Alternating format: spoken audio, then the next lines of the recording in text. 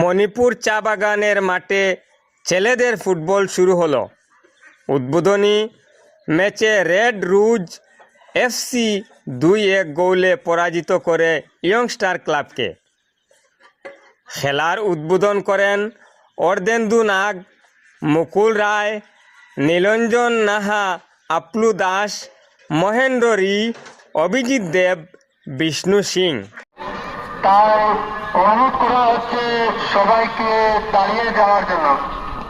সবাই ন্যাশনাল অ্যান্থেমের জন্য একটু দাঁড়িয়ে যাবেন।